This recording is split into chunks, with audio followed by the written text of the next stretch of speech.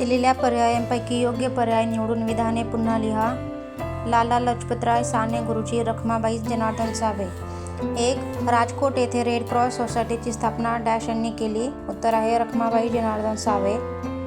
2. अमळनेरच्या गिरणी कामगार युनियनचे अध्यक्ष डॅश हे होते. उत्तर आहे साने गुरुजी.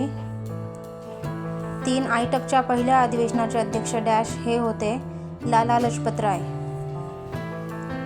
प्रश्न दुसरा, टिपा लिहा. 1. महर्षी विठ्ठल रामजी शिंदे यांचे सामाजिक कार्य. उत्तर, विठ्ठल रामजी शिंदे यांनी दलितांच्या प्रगतीसाठी 1906 मध्ये डिप्रेस्ड क्लासेस मिशन ही संस्था सुरू केली. दलितांना स्वाभिमानी, सुशिक्षित व उद्योगी करणे हा त्यांच्या कार्याचा महत्त्वाचा भाग होता.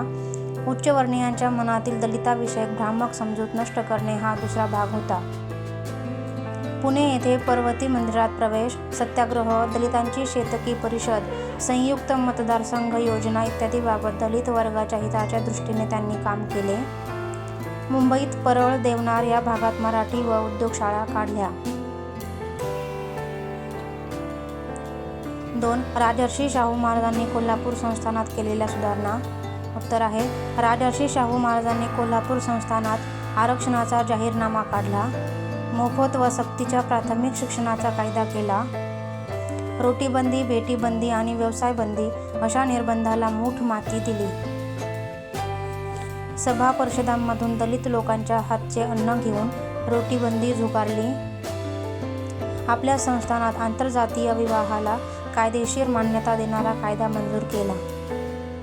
22 फेब्रुवारी 1918 रोजी संस्थानातील बलुतेदारी पद्धती नष्ट करण्यात आली. बाबासाहेब आंबेडकरांच्या नेतृत्वाची पाठराखण केली. पुढील विधाने सकारण स्पष्ट करा.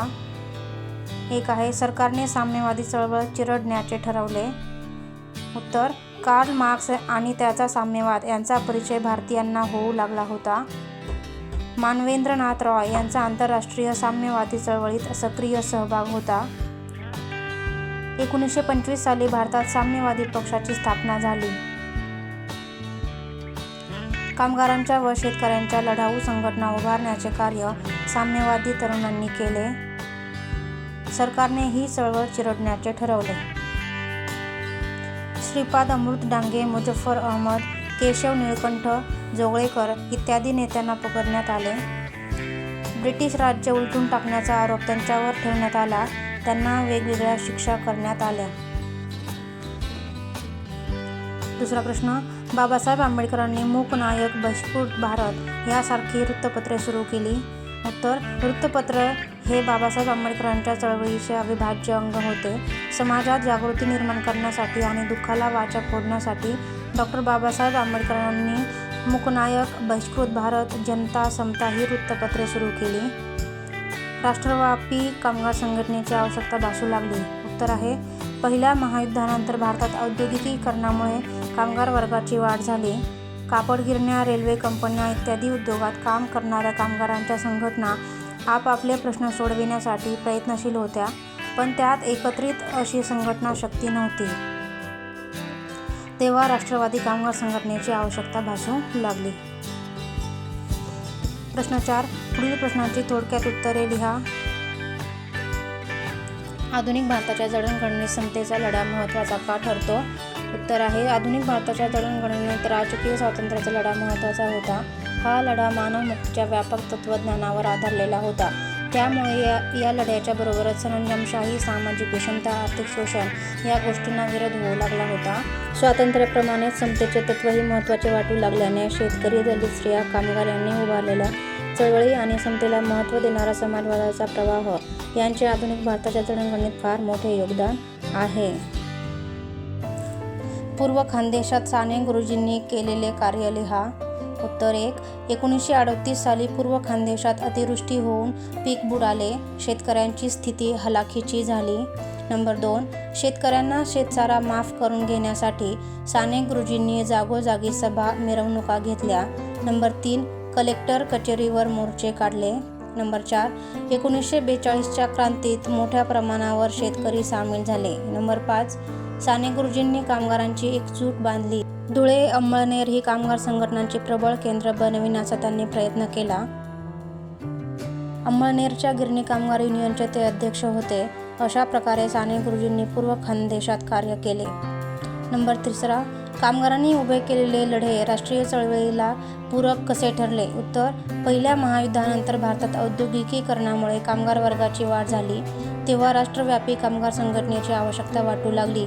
यातून 1920 साली आयटकची स्थापना झाली.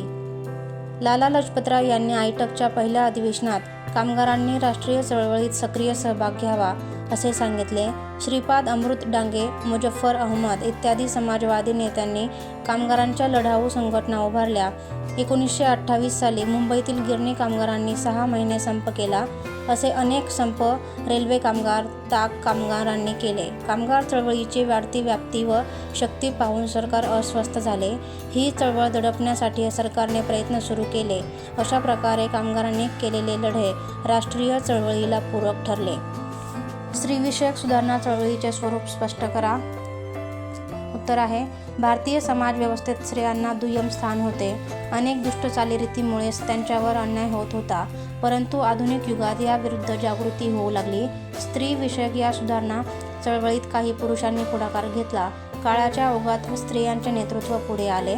पंडिता रमाबाई यांनी आर्य महिला समाज व शारदा सदन या संस्था स्थापन केल्या.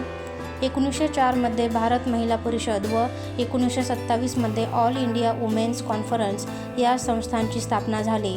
त्यामुळे हे कार्य राष्ट्रीय पातळीवर जाऊन पोहोचले. वारसा हक्क, मतदानाचा हक्क इत्यादी प्रश्नांबाबत स्त्रिया संघर्ष करू लागल्या. रखमाबाई सावे या वैद्यकीय सेवा देणाऱ्या पहिल्या महिला डॉक्टर. त्यांनी स्त्रियांसाठी आरोग्यविषयक व्याख्यानमाला चालवल्या. राजकोट येथे त्यांनी रेड क्रॉस सोसायटीची स्थापना केली. 1935च्या कायद्यानंतर प्रांतिक मंत्रिमंडळात स्त्रियांचा समावेश झाला. स्वातंत्र्यानंतर स्त्री-पुरुष समानतेचे तत्त्व संविधानात स्पष्टपणे नमूद करण्यात आले.